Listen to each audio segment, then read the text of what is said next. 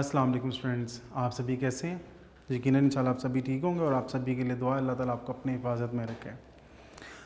अच्छा स्टूडेंट्स, हम लोगों ने स्टार्ट लिया था जो लास्ट लेक्चर था, लास्ट लेक्चर की एंड पे जो था उसमें हमने स्टार्ट लिया था जी यूनिट नंबर 5 का square root of positive numbers. ठीक है जी, 7th क्लास है आपकी। चलें इधर भी ये भी मेंशन कर देता हूँ, 7th क्लास, लेक्चर नंबर 24 है आज का।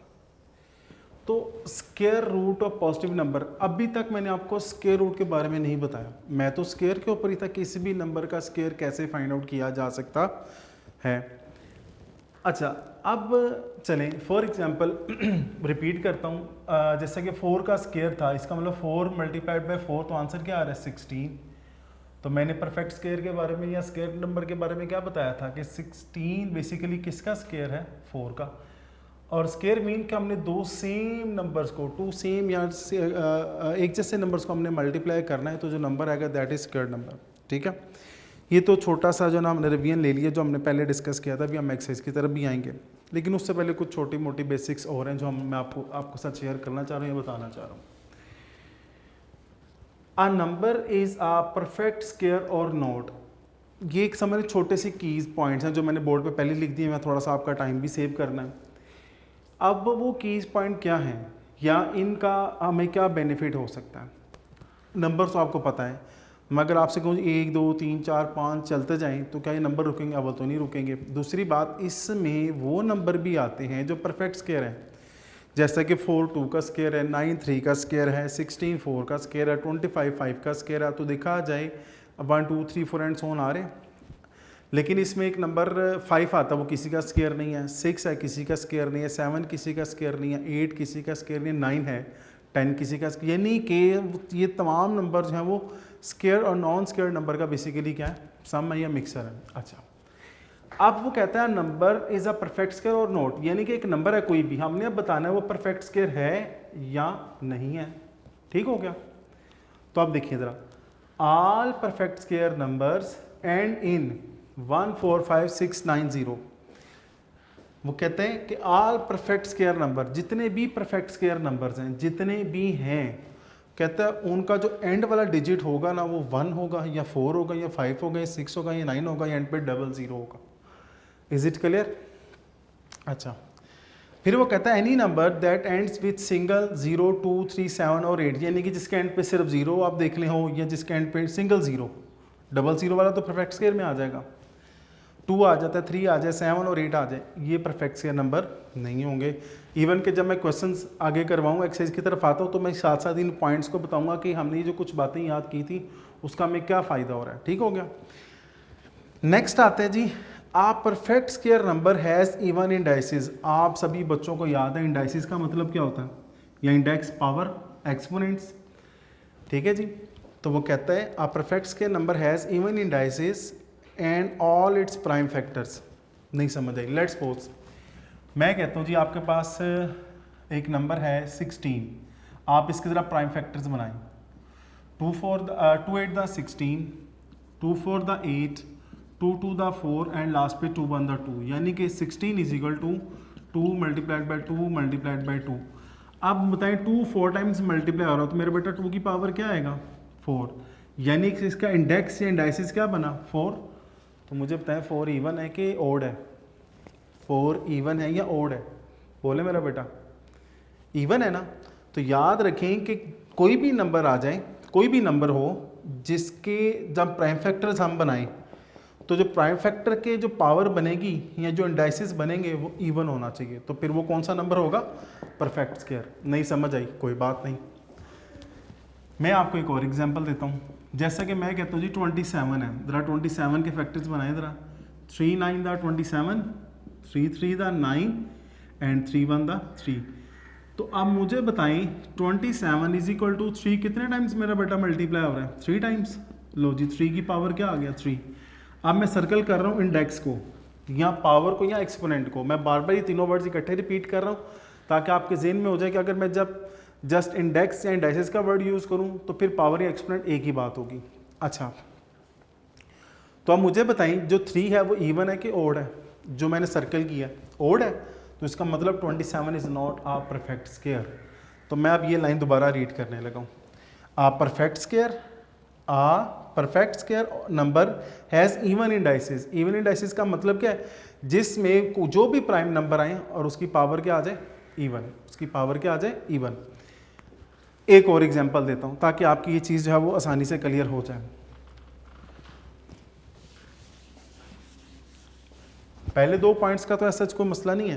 अब जो लास्ट वाला पॉइंट उसमें मैं कहता हूँ आपके पास आता है जी 144। तो मेरा बेटा ज़रा बोर्ड पे फोकस कीजिएगा सभी। 2 7 द 14, 2 2 द 4, 2 3 द 6, 2 6 द 12, 2 1 द 2, 2 8 द 16, 2 9 द 18, 3 3 द 9 एंड 3 1 द 3।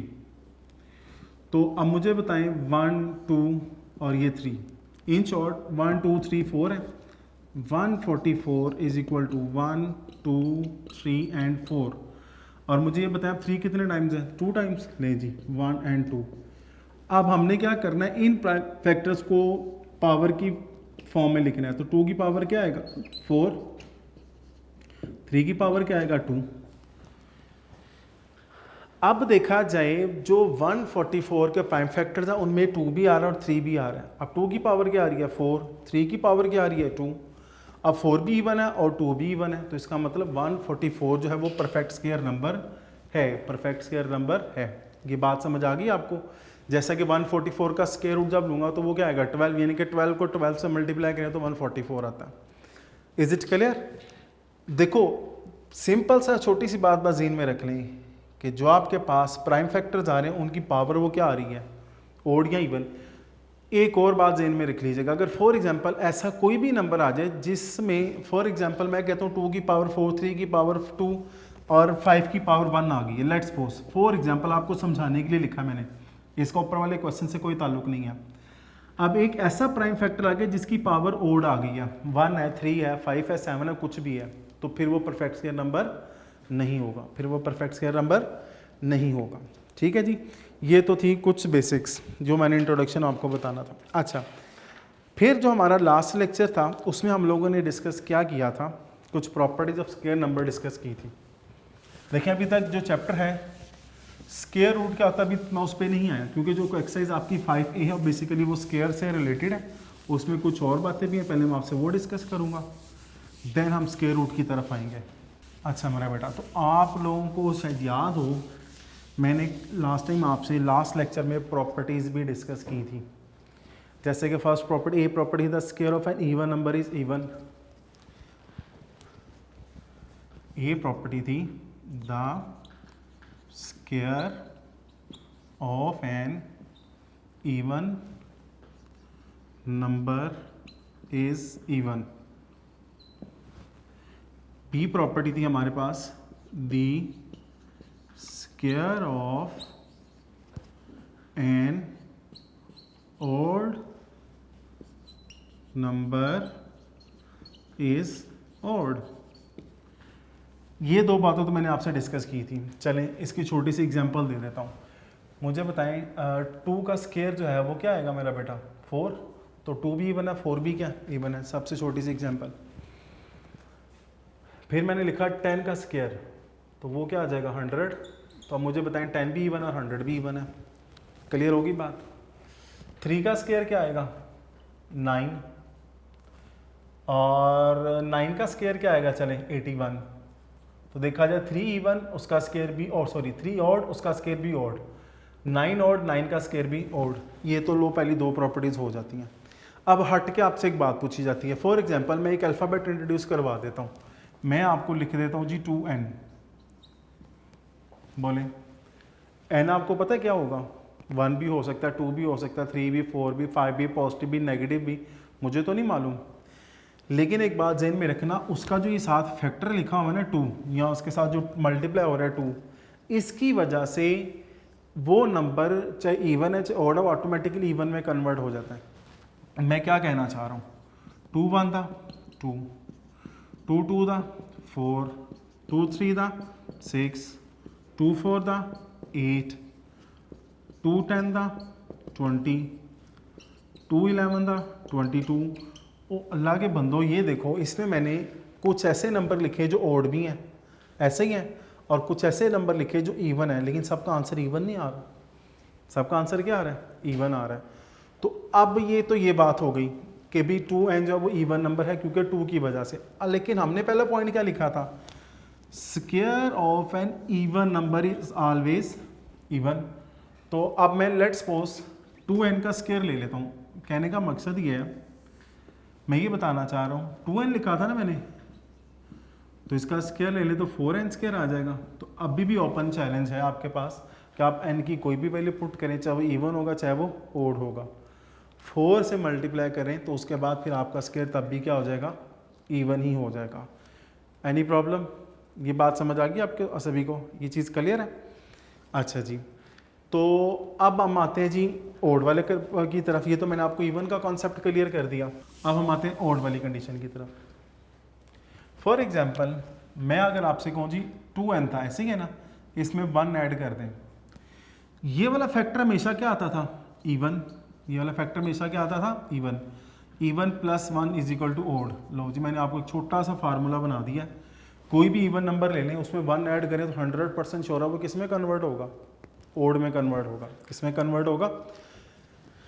जैसा कि 2n प्लस 1 है, आपकी सेटिस्फेक्शन है इसमें कुछ वैल्यूज, n की वैल्यू 1 पुट करें ज़रा। 2 1 2 और 1 कितने हो जाएंगे? 3। सेकेंड केस, n की वैल्यू आप 2 पुट करें, 2 2 4, 4 प्लस 1 क्या हो जाएगा? 5। कहने का मकसद ये है कि हम लोगों ने जब इसमें 1 ऐड कर दिया तो फिर ये वाला एक्सप्रेशन किस में कन्वर्ट हो गया? ओड में। किस में कन्वर्ट हो गया? ओड में। तो second way case, B case हमने क्या पढ़ा है? The square of an odd number is odd. कि ओड नंबर का स्क्वायर ले तो हमेशा क्या आता है? ओड ही आता है। Any problem? जैसा कि 3 का स्क्वायर क्या आएगा? 9। 5 का स्क्वायर क्या आएगा? 25, तो वो भी ओड है। तो ये बात क्लियर होगी आपको? ये जो पिछला मैंने कुछ बताया था मैंने फिर रिपीट किया ताकि आपको उधर अच्छे तरीके से समझ आ जाए। आगे आता है जी the square of a proper fraction is less than itself. बड़ा इंपॉर्टेंट है ये वाला पॉइंट, बहुत इंपॉर्टेंट है जो सी केस है। देखिए जी, लिखा हुआ है the square of a proper fraction is less then the square of, ये मैं आपसे अब 1-2 क्वेश्चंस करने लगा, जरा मेरा बेटा रेडी रहिएगा। The square of proper fraction, the square of proper fraction is less than itself, is less then it self. अब अच्छा, अब मैं सॉल्व करने से पहले कुछ इसमें जो एक वर्ड यूज हुआ है जी प्रॉपर फ्रैक्शन, चलें, और एक देन यूज हुआ और एक होता है देन। अक्सर बच्चे का मिस्टेक करते हैं, देन की जगह देन यूज कर लेते हैं। ये देन कंपैरिजन के लिए होता है, देन जो होता है वो कंपैरिजन, देन होता है फिर। तो ई एन और ए एन में डिफरेंस है, मेरा बेटा इस में रखिएगा। अब हम आते हैं प्रॉपर फ्रैक्शन। अब हम आते हैं किसकी तरफ? प्रॉपर फ्रैक्शन की तरफ। प्रॉपर फ्रैक्शन और इम्प्रॉपर फ्रैक्शन। हाँ जी, मैंने आपसे क्वेश्चन पूछना था, जरा जल्दी से बताएं प्रॉपर और इम्प्रॉपर फ्रैक्शंस क्या होते हैं, और अगर इम्प्रॉपर आ जाए तो उसको फ्रैक्शन प्रॉपर में कैसे कन्वर्ट करते हैं, बताएं ज़रा मेरा बेटा जल्दी से। याद रखिएगा हमारे पास एक फ्रैक्शन की बात हो रही है, इन शॉर्ट जैसे कि मैं कहता हूँ जी P/Q फॉर्म है। कौन सी फॉर्म आ रही है? P/Q। P जो हमारा न्यूमरेटर है और Q हमारे पास क्या है? डिनोमिनेटर। जो ऊपर होता है उसको हम क्या बोलते हैं? न्यूमरेटर। और इसको हम क्या बोलते हैं? डिनोमिनेटर। इसको हम क्या बोलते हैं? डिनोमिनेटर। दूसरी बात हमने अब डिस्कस करना है प्रॉपर फ्रैक्शन को। याद रखिएगा जब डिनोमिनेटर हमेशा न्यूमिनेटर से ग्रेटर रहेगा तो that is the proper fraction. That is the proper fraction. इसको हम क्या बोलते हैं? प्रॉपर फ्रैक्शन बोलते हैं। फॉर एग्जाम्पल मैं लिखता हूँ जी 2/5, 5/6, 7/8, 3/4 एंड सो ऑन। ये सभी के सभी क्या है? Proper fraction. उसकी रीज़न क्या है कि ऊपर वाली वैल्यूज डिनोमिनेटर से लेस है, यानी कि numerator is less than denominator, या in short denominator is greater than numerator. ये बात समझ आ गई? अच्छा मेरा बेटा एक बात बताओ, जब मैंने P ओवर Q लिखा है तो आपको याद है जब हमने रैशनल नंबर्स की बात की थी P ओवर Q, तो साथ एक कंडीशन लिखी थी Q is not equal to 0। तो ये कौन सी कंडीशन थी, क्यों कंडीशन थी, क्या वजह थी हमने इसको ये लाजमी मेंशन किया था? ये इसलिए मेंशन किया गया था कि अगर डिनोमिनेटर में 0 आ जाता है तो वो अनडिफाइन हो जाता है। तो ये मैंने आपको बात रिपीट करवा दी, बात इंपॉर्टेंट है। अच्छा अब मुझे ये बताएं, प्रॉपर फ्रैक्शन का कॉन्सेप्ट क्लियर हुआ आपको कि अगर डिनोमिनेटर न्यूमरेटर से ग्रेटर रहेगा तो डेफिनेटली वो कौन सी फ्रैक्शन होगी, प्रॉपर फ्रैक्शन। तो फिर इम्प्रॉपर तो समझाने की ज़रूरत नहीं होगी, आपको समझ आ गई होगी कि फिर हमारे पास P ओवर Q फॉर्म है और इसमें अगर P ग्रेटर देन 0 हो जाए, Q हो जाए, सॉरी P ग्रेटर देन क्या हो जाए, ग्रेटर देन Q, तो फिर ये कौन सी फ्रैक्शन हो जाएगी, इम्प्रॉपर फ्रैक्शन। अब ये कौन सी फ्रैक्शन हो जाएगी, इम्प्रॉपर। तो इम्प्रॉपर फ्रैक्शन की एग्जांपल अगर मैं दूं, मैं आपसे लिखूं जी 10 ओवर 7, 9 ओवर 4, और उसके बाद 5 ओवर 2 एंड सो ऑन। तो ये जो एग्जांपल्स हैं ये कौन सी हैं, इम्प्रॉपर फ्रैक्शन की। अब मैंने इम्प्रॉपर को प्रॉपर में कन्वर्ट करना है, इम्प्रॉपर को किस में कन्वर्ट करना है, प्रॉपर में। तो ये बड़ा आसान सा तरीका है। लो जी 10 को हमने डिवाइड करना है 7 पे, तो 7 बनता 7, तो रिमाइंडर क्या आ जाएगा 3। तो ये तो मैं आपको पहले भी लिखवा चुका हूँ, क्वोशिएंट रिमाइंडर ओवर डिवाइजर। याद है आपको, क्वेश्चन याद आए ना?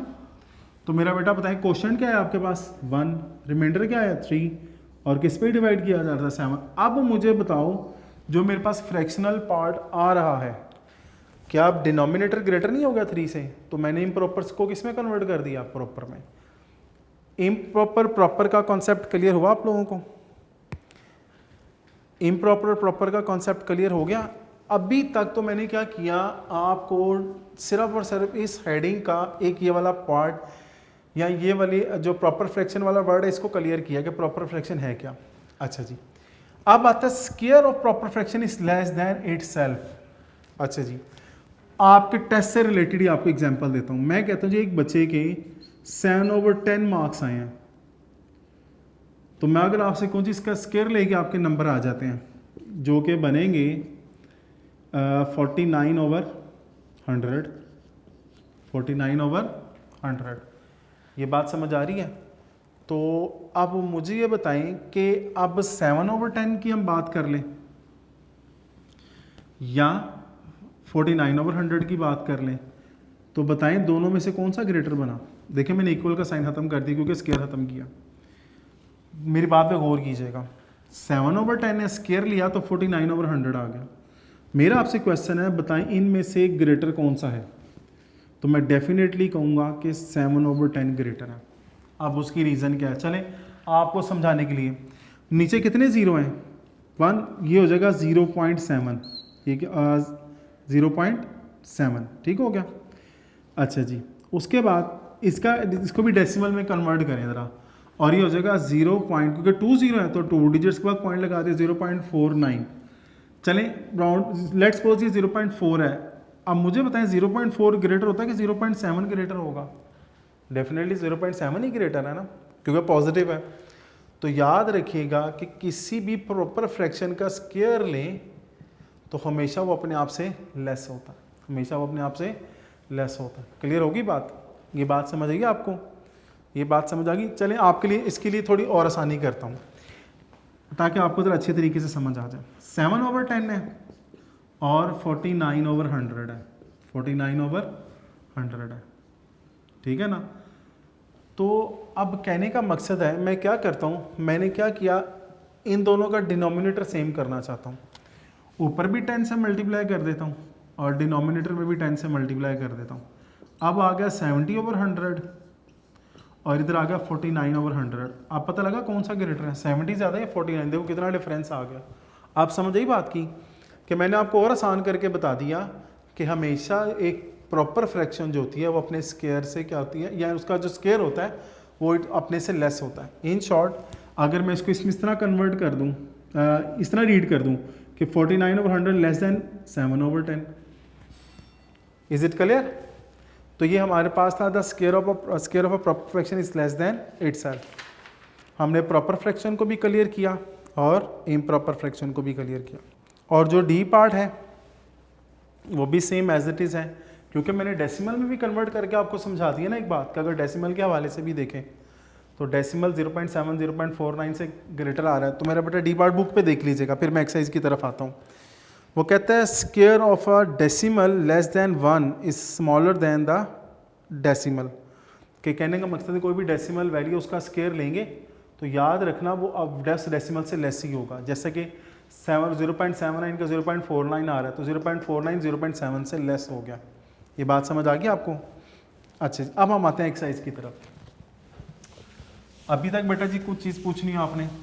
देखें जो यूनिट का नेम है वो हमारा नेक्स्ट एक्सरसाइज में स्टार्ट होगा कि स्क्वायर रूट। तो स्क्वायर रूट के बारे में इंशाल्लाह मैं एक्सरसाइज के बाद डिस्कस करता हूँ। अच्छा जी, एक्सरसाइज आपके पास आ जाती है जी 5A है आपकी एक्सरसाइज। उसने बोला है find the square of the following numbers. Exercise 5A।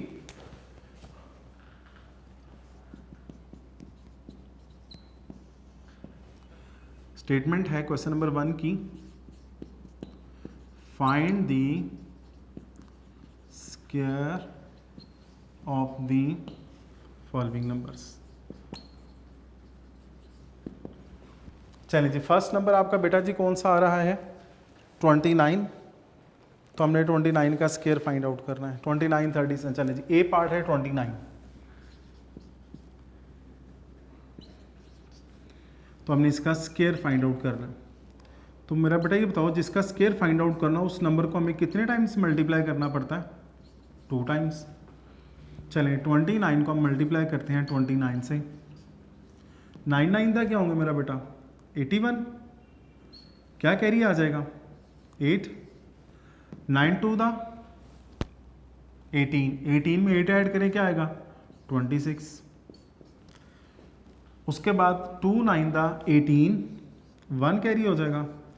2 2 था 4 और 1 5। चलें जी 1 6 और 8 कितने हो जाएंगे? 14। 1 कैरी। तो 1 और 2 3 और 5 8 841। लें जी, इसका आंसर आ गया 841। ये सिंपल सा था। बी पार्ट आता है आपके पास 37। हमने 37 का स्क्वायर फाइंड आउट करना। तो मेरा बेटा स्क्वायर का मतलब उस नंबर को कितने टाइम्स मल्टीप्लाई किया जाए? 2 टाइम्स। तो डेफिनेटली आप लोगों को स्क्वायर फाइंड आउट करना आता होगा, हमने उसको जस्ट मल्टीप्लाई ही करना है। चले मेरा बेटा करके देखते हैं जी। 37 को हमने किससे मल्टीप्लाई करना है? 37 से। तो 7 7 का क्या होते हैं? 49। तो क्या कैरी आ जाएगा? 4। 7 3 था बोले 21। 21 में 4 ऐड किया तो क्या आ जाएगा? 25। 3 7 था 21। 2 कैरी और 3 3 था 9 और 2 11। चले जी 9। 5 और 1 कितने होते हैं मेरा बेटा? 6। 2 और 1 कितने हो जाएंगे? 3। तो 1 3 6 9। आसान अभी तक काम। अच्छा जी, फिर आपके पास आता है इसका बी पार्ट 151। आप लोगों ने खुद करना है। डी पार्ट है वो भी मैं आपको बता देता हूँ। उसने स्क्वायर कहा तो जस्ट बी के ऊपर स्क्वायर आ जाएगा, बी स्क्वायर आ जाएगा। इस तरह आपका आता है जी ई पार्ट है ए प्लस बी। चले लिख देता हूँ, आसान सा ही वहाँ है। ए प्लस बी। तो ए प्लस बी का हमने स्क्वायर फाइंड आउट करना है। तो जस्ट समझ लो इतना सही आंसर है, क्योंकि बुक में सिर्फ इतना हमने स्क्वायर ही जस्ट फाइंड आउट करना है ना। लेकिन आपकी आसानी के लिए मैं करता हूँ इसको ज़रा एक्सपेंड करता हूँ, क्योंकि ये आगे जाके फार्मूला यूज़ होना है। अच्छा जी, ए प्लस बी का मतलब है मेरा बेटा आपको मल्टीप्लाई करना आता है ना, तो हमने ए प्लस बी को ए प्लस बी से मल्टीप्लाई करना। अल्फ़ाबेट्स हैं, चाहे बी से स्टार्ट कर लें चाहे ए से स्टार्ट कर लें, कोई फ़र्क नहीं पड़ेगा। ए को ए से मल्टीप्लाई करें क्या आएगा? ए स्क्वायर। ए को बी से मल्टीप्लाई किया तो ए बी। अब किसकी बारी है? बी के। तो नेक्स्ट स्टेप पे जाना पड़ेगा। बी को ए से मल्टीप्लाई करेंगे तब भी क्या आएगा? A B. और जब बी को बी से मल्टीप्लाई किया तो बी स्क्वायर। ले जी, जो आपको पता है लाइक टर्म्स होती हैं वो ऐड हो जाती हैं। 1 और 1 कितने हो जाएंगे? 2ab plus B square. तो आपके पास क्या आंसर आ गया? A square plus 2ab plus B square. वैसे आप इतना भी, चले मैं इसके आगे लिख देता हूँ आंसर। अगर आप इतना भी छोड़ देंगे तब तक नो इशू, आपके नंबर डिडक्ट नहीं होंगे। वे बेसिकली मैंने आपको बताना था कि मल्टीप्लिकेशन क्या है, ठीक है ना। ये था हमारे पास एक्सरसाइज 5A का क्वेश्चन नंबर 1। तो अब ये जो बातें मैंने आज आपको बताई हैं ना मेरा बेटा, देखें एक्सरसाइज का भी बेशक हमने सिर्फ एक क्वेश्चन किया, तो क्योंकि कॉन्सेप्ट क्लियर है ना तो हमें ये क्वेश्चन समझना भी आसान हुआ। अभी आगे मज़ीद एक्सरसाइज की तरफ हम आएंगे इंशाल्लाह नेक्स्ट लेक्चर में। तो अक्सर बच्चे के माइंड में होगा कि हमने ये कॉपी करना है, नीट करना है कि नहीं करना। मैं बेटा हर लेक्चर के एंड पे बताता हूँ कि नोट्स बनाना ज़रूरी है। नोट्स बनाने का मतलब ये नहीं है कि अब नोट्स परचेज़ कर लें, वो तो डेफिनेटली आपकी रिक्वायरमेंट है, लेकिन वो आपके हैंड राइटिंग में नहीं होंगे। जो आपने ख़ुद अपने नोट्स रेडी करने हैं, जो आपने अपने खुद यानी कि नोट्स बनाने हैं, उससे ये होगा कि आपकी रिवीजन उन नोट्स की निस्बत ज़्यादा आसान होगी। ये बात समझ आ रही है? तो आपने एक बात ज़हन में रखना है कि नोट्स बनाना बहुत ज़रूरी है। इवन के वो क्वेश्चन भी करें जो मैंने करवा दिए हैं, और इवन के वो क्वेश्चंस भी करें जो मैं आपको होमवर्क में दे देता हूँ। ठीक है ना? होमवर्क देने का मकसद ये होता है कि आपकी ताकि प्रैक्टिस हो, आपको आइडिया हो भी मैंने खुद जो अटैम्प्ट किया वो बिल्कुल ठीक है। ये बात समझिए आपको। अच्छा जी तो आज का एक छोटा सा लेसन है, एक लेसन है। वो लेसन क्या है कि आपको पता है उम्महातुल मोमिनीन में से हमारी जो एक अम्मा है, हमारी एक जो माँ है, वो हज़रत आयशा रज़ी अल्लाह अन्हा है, जो हज़रत अबू बकर सदीक़ रज़ी अल्लाह अन्हु की बेटी थी। एक दफ़ा हज़रत आयशा रज़ी अल्लाह अन्हा को नबी करीम सल्लल्लाहु अलैहि वसल्लम को खुश देखा और उनसे कहा कि मैं आपसे एक बात पूछना चाहती हूँ, तो आप हमें कोई अच्छी बात बताएं जो हमारे लिए बहुत ही ज़्यादा, मैं बेसिकली आपको ना बात का मफ़हूम बता रहा होता हूँ। अगर मेरी वर्डिंग आगे पीछे हो तो मेरा बेटा कमेंट में या इंचार्ज को, या आजकल मेरा नंबर भी आ रहा है, आप उस पर मुझे फ़ोन बता के मुझे गाइड कर सकते हैं। ये बात ज़हन में रखिएगा कि मैं इतना जानता हूँ कि इंसान सारी ज़िंदगी जो है वो लर्निंग स्टेज पे ही रहता है, सीखता रहता है। अब ज़रूरी नहीं कि मैं अपने बड़ों से सीखूँ, मैं आप लोगों से बहुत कुछ सीखता हूँ, मैं आप लोगों से बहुत कुछ सीख सकता हूँ। ठीक है? तो जो चीज़ थोड़ी सी आगे पीछे हो जाए मेरा बेटा आपने मुझे कन्वे करनी है। जैसे कि मैं कोशिश करता हूँ कि आपको एक अच्छी बात पहुँच जाए, तो आप भी तो चाहे ना, फिर मुझे भी तो हिदायत मिले। हिदायत तो अल्लाह ताला ने देनी है, तो आपने मुझे एक अच्छा सा पैगाम ज़रूर दिया करना। ठीक है ना? तो हमारे प्यारे नबी हज़रत आयशा सिद्दीक़ा रज़ियल्लाहु अन्हा ने क्या किया, प्यारे नबी से पूछा कि हमें कोई अच्छी बात बताएं। तो प्यारे नबी सल्लल्लाहु अलैहि वसल्लम ने फरमाया कि अगर आप टूटे हुए दिल को जोड़ देते हैं तो इसका बहुत ही ज़्यादा अजर व सवाब है। अब टूटे हुए दिल से क्या मुराद है कि फ़ॉर एग्ज़ाम्पल एक बंदा परेशान है, बहुत ज़्यादा परेशान है, या किसी का दिल दुखा है, हम उसको दिलासा दे के, उसके साथ अच्छी बातें करके, उसकी तारीफ़ करके, किसी भी तरीके से उसको समझा के उसका दिल बहला कर इस सवाब, और उसका इतना अजर अज़ीम है कि हम सोच भी नहीं सकते, बड़ा सवाब है इसका, बहुत ही ज़्यादा इसका अजर अज़ीम है। तो हज़रत ऐसे ही बात सुनकर बड़ा खुश हुई और खुशी खुशी अपने वालिद साहब हज़रत अबू बकर सदीक़ रज़ी अल्लाह अन्हु के पास गई। और जब उनके पास गई ना तो उनको ये वाक़या सुनाया, तो हज़रत अबू बकर सदीक़ ने जब ये बात सुनी तो उनकी आंखों में आंसू भी आ गए। तो वो हज़रत आयशा हैरान हुई, उन्होंने कहा कि एक तरफ मैं आपको एक अच्छी बात बता रही हूँ तो आपकी आंखों में आंसू क्यों आ गए? तो हज़रत अबू बकर सदीक़ रज़ी अल्लाह अन्हु ने कहा था कि हर बात के दो पहलू होते हैं। प्यारे नबी ने तो आपको एक पहलू बता दिया है कि आपने किसी का दिल जोड़ा है, किसी को खुश किया है, किसी को हैप्पी किया, चाहे वो वालिदैन है, बहन भाई हैं, कुछ भी कोई भी हैं, रिश्तेदार हैं, अज़ीज़ व अक़ारिब में मोहल्लेदार हैं, इसका बड़ा अजर अज़ीम है, आपके क्लास फेलोज़ हैं, इसका बहुत अजर है। लेकिन अगर इनमें से हम किसी का दिल तोड़ते हैं उसका गुनाह भी उतना ही ज़्यादा है। तो मैं उन लोगों के लिए, मेरे लिए आंसू निकले जो लोगों का दिल तोड़ते हैं। तो मेरा बेटा आप खुद सोचो हमारा अब शुमार किस में होता है कि लोगों के दिलों जोड़ने में आ रहे हैं, लोगों के दिल तोड़ने में आ रहा है। समझ आ रही है मेरी बात की? तो ये बात ज़हन में रखिएगा कि अल्लाह ताला हमें जो है वो, पता है क्या, हम लोग अल्लाह ताला से हिदायत मांगते हैं, अल्लाह ताला हिदायत देता है, लेकिन अब एक बंदा ताला से हिदायत मांग ही नहीं रहा, एक अच्छी चीज़ की कोशिश कर ही नहीं रहा, तो अल्लाह ताला को किसी की क्या परवाह। समझ आ रही है बात की? तो मेरा बेटा ये बात ज़हन में रखिएगा कि जो आपको बातें बताई जाती हैं इसको घर में भी डिस्कस करें, ताकि मेरी भी सलाह उसमें कोई कमी पेशी हो और आपको भी एक अच्छा लेसन मिले। ज़िंदगी का मकसद कोई होना चाहिए। दुआ में याद रखेंगे। इंशाल्लाह कल मुलाकात होगी। अल्लाह हाफ़िज़।